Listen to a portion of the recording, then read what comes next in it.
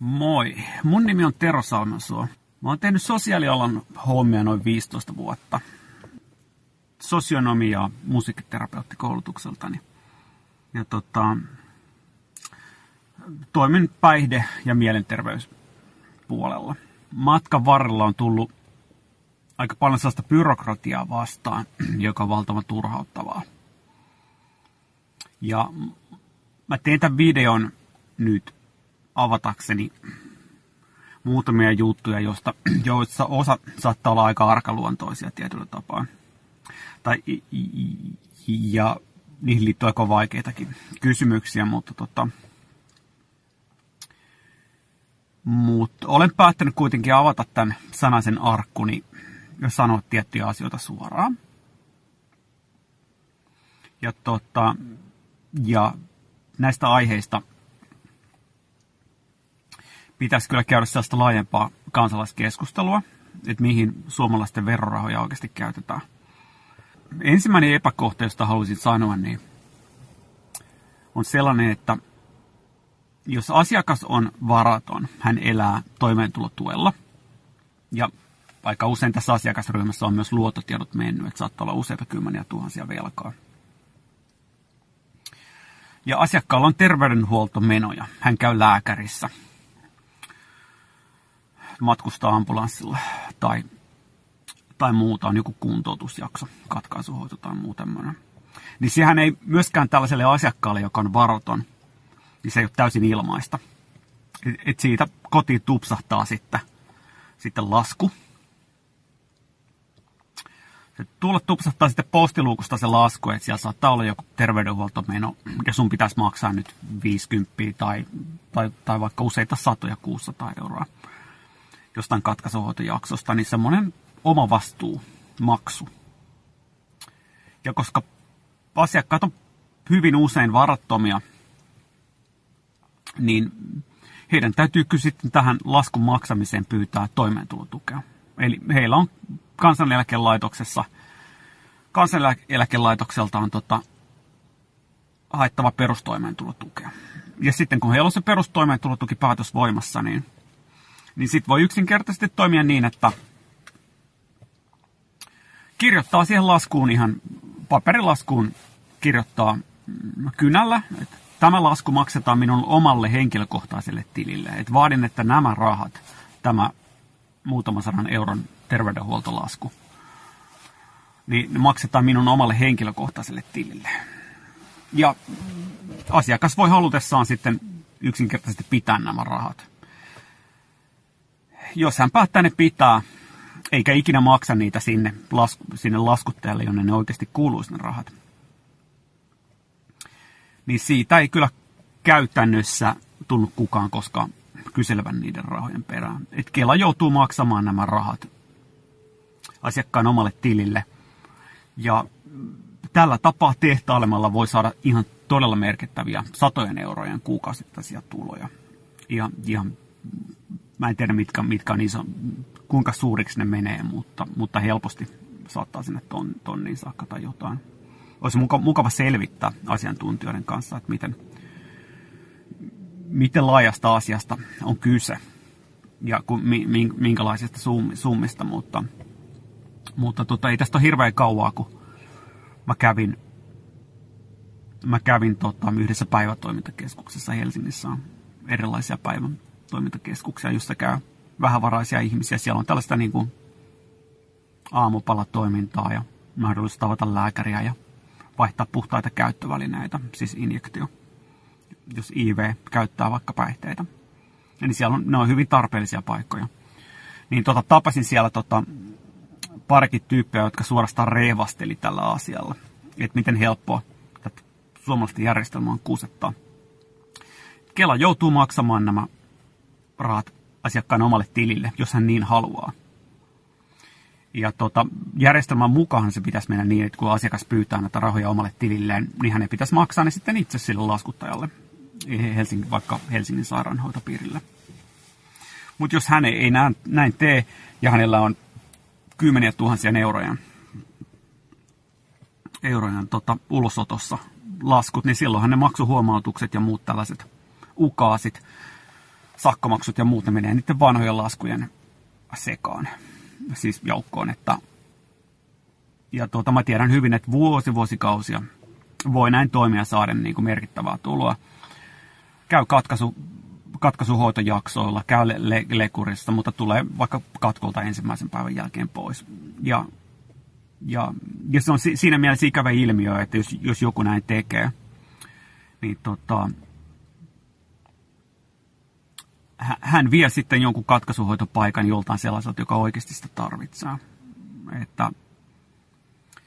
Että on ihmisiä, jotka on erittäin tukalassa tilanteessa, että siellä on perheessä erittäin vaikea tilanne, ja vaikka perheen isälle esimerkiksi on sanottu puoliso, että nyt on ihan viimeinen, että tämä meidän liitto kareutuu tähän ja tulee avioero ja muut, jos et sä mene katkolle, niin tällainen henkilö saattaa joutua odottaa sitten pitkäänkin sinne katkolle pääsyä joskus aika katastrofaalisen seurauksen. Ja sitten siellä on tällaisia niin järjestelmän tietoisesti huiputtajia tuossa niin välissä, jotka vaan tehtailee tällaisessa. Että tuossa nyt yksinkertaisuudessa on se ensimmäinen epäkohta, mutta toi on vaan semmoinen pikkuinen lillukan varsi. Että mä en usko, että tuolla tapaa Kelan rahojen välistä vetäminen, että se on mitään hirveän yleistä. Että missään nimessä en halua antaa sitä vaikutelmaa, että mä nyt olen paljastamassa jotain suurta, joka nyt merkittävällä tavalla liittyisi meidän suomalaiseen valtion talouden budjettiin. No en siitä tietenkään väitä.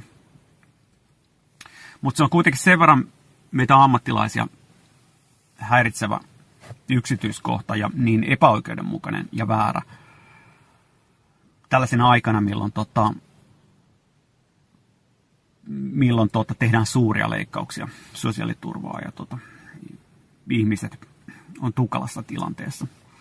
Että sitten sitä järjestelmää on mahdollisuus huiputtaa näin. Mä olen Kansaneläkelaitoksen viranomaislinjalla, koska mä olen ammattilainen itse päivittäin asian viranomaislinjan kautta. Olen vuorovaikutuksessa Kelan työntekijöiden kanssa, niin olen muutamaa kertaakin sanonut tästä epäkohdasta.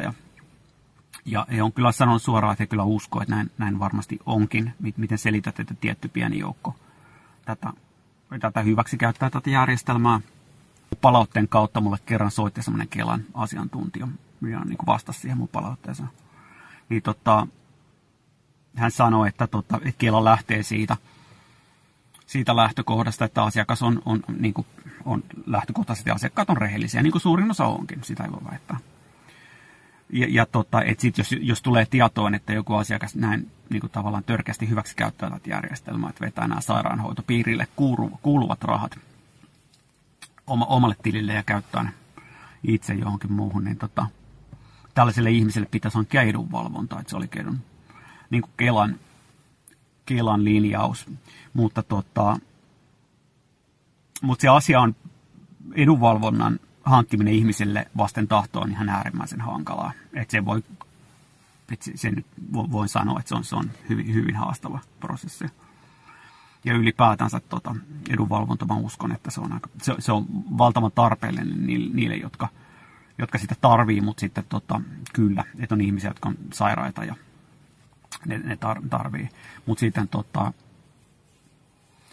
mutta ratkaisuksi tämän kaltaiseen ongelmaan, niin se on kohtalaisen niin kuin huvittava ratkaisuehdotus. Nyt voi vielä lisätä, niin kuin politiikan täytyy olla avointa. Niin mä nyt kun on kansalaistapahtuma oli tuossa viime vuonna syksyllä, niin mä tämän asunnottomien yö, niin mä tapasin siellä muutamia poliitikkoja.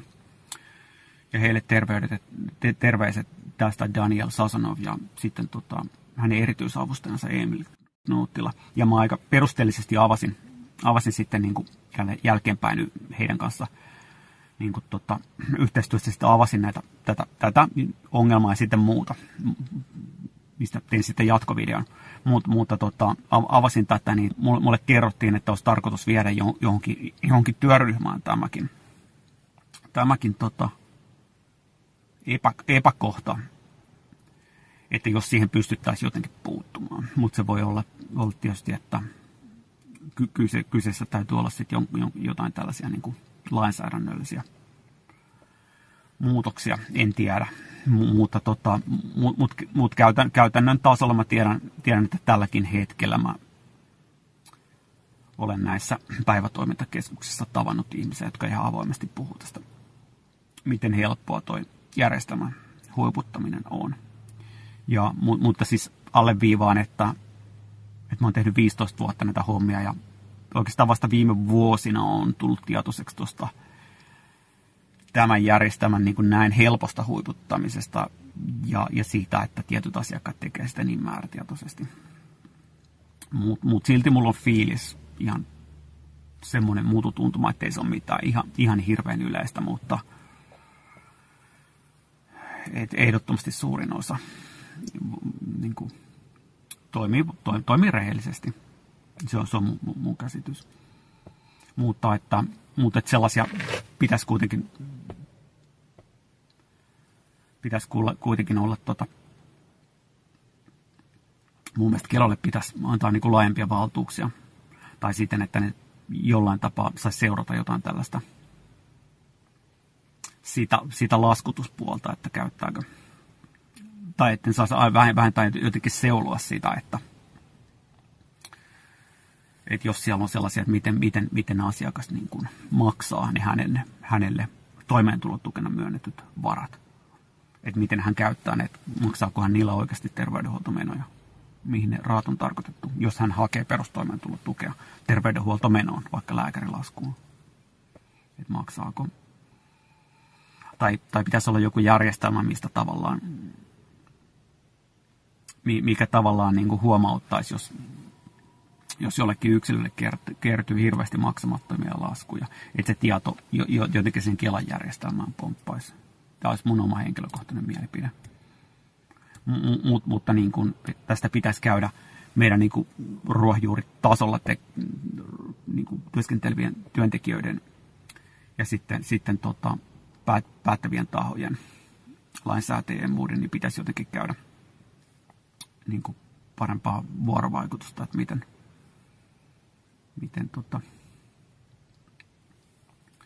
miten tuohon ongelmaan voitaisiin puuttua. No, siinä oli ensimmäinen epäkohta.